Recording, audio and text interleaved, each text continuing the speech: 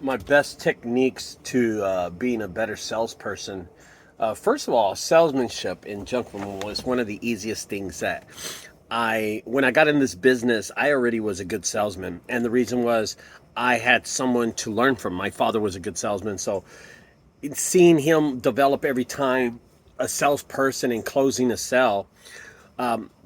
This morning I woke up, it's 4th of July today, and I saw this Facebook post and it says, "Hey, I'm having a really hard time closing sales. I have a hard time making the sale, but closing sale is the worst thing." And apparently, this junk removal owner is having difficulty in that category. You know, when it comes to my business, and this is my opinion, when it comes to my business, my sales are going to be a lot easier. And one of the biggest reasons I have an advantage of a lot of junk removal businesses, well, actually, two reasons. Two reasons I'll have an advantage over anybody.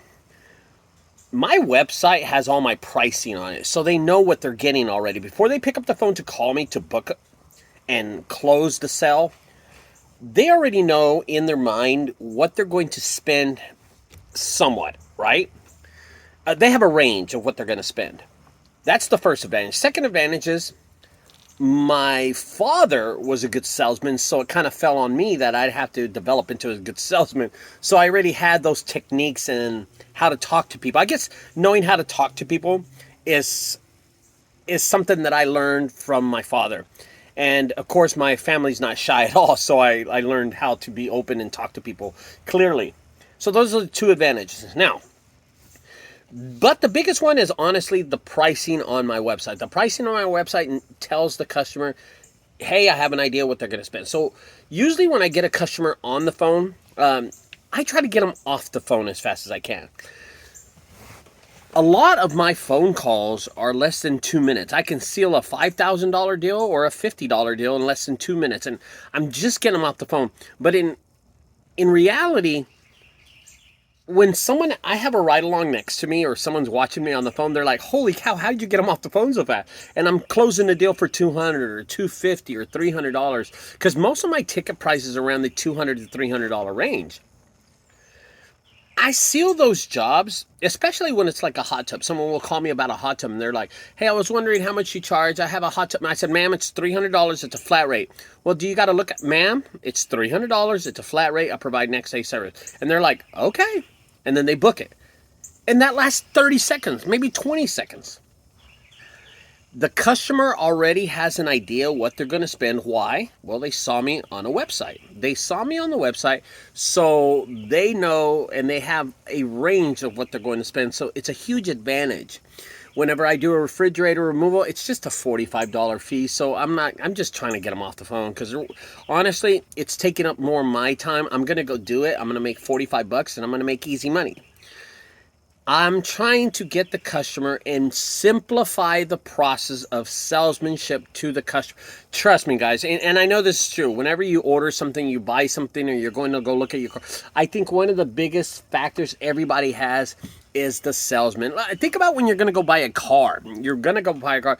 The last thing you're going to want to look at or want to see, the last person, the last voice you want to hear is a salesman's voice. It just them talking and luring you into buying a car. You're just like, oh God, Jesus, this guy, he's pushing me, That's the same thing they're thinking when they see us. When they see us, they're like, oh, this guy's going to push me to buy something. It's going to be a salesman call, blah, blah, blah. For the last 15 years, I built my business the same way. It's worked for me for 15 years. Why wouldn't it work the next 15 years, right? Salesmanship is an art, but it's an easy art. Don't make it more difficult than it is. Relax. Have that confidence and always have an answer for the customer. That's one thing. If I don't know the answer, I don't tell the customer that I don't know the answer. I'm like, no. I just make up an answer. But most of the time, 99% of the time, yes, I have an answer. I always have an answer for the guy or for the customer, the client. You have to realize that the customer wants somebody that knows what they're talking about. And this is true even, and I told this story about my pool guy. I had 3 guys come by to give me a range on my pool. I have I don't know, it's a seawater pool, a saltwater pool. And I had 3 guys come and give me a. So the first guy came by. He was a young cat, dressed up really nice. Came with his clipboard. And he showed up and he's like, well, I'm going to have to, I'm going to, let me check, let me see with my supervisor, and he really didn't know what the hell he was talking about.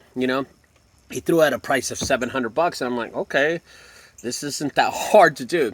The second guy it was kind of funny. When he came up, he had his phone and he was holding his phone and you could tell he had someone on video. And he's like, okay, he's talking to me. He's like, okay. And I could hear him in the earpiece. I could tell he was talking to somebody. And then he started showing the person the whole system. And I'm like thinking, this guy has no idea what the hell he's doing. He's showing the system to the whole dude and he's like walking around. And he's like, okay, yeah, okay, all right. And then he turned around and he talked to me. He did know some knowledge, but the thing was, he didn't know the system that he was messing with at my pool. And then the third guy was this hillbilly white boy, country as hell, had a cowboy hat on, shows up, and he's like, oh, this is an A21 system. Oh, boy, you got problems right here. This tubing's out, and right here it's heating up, and I have to change this out. That's going to be $40, and then this, my service call is about $75, and then fix this, $270. I'll be out here tomorrow at $300. I'm like, you're hired.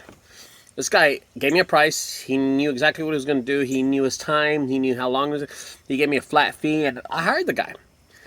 Even though he wasn't as clean cut as the other guys, he knew what he was talking about. And that's something that I show on the phone. I show the confidence. I know what I'm talking about. Every time I'm communicating with somebody, I know what I'm going to say to them. I even know what they're going to ask me before I tell them.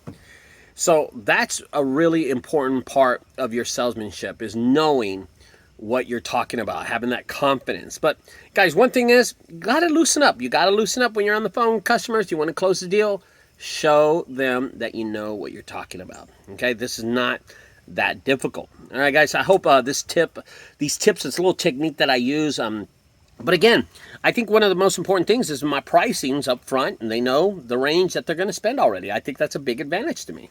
And also just knowing what you're talking about. Knowing what you're talking about. A salesman is born with salesmanship. But if you don't, and you're not born with that, you can learn it. It's not that hard. Stop being shy. Okay? I'll talk to y'all later, guys.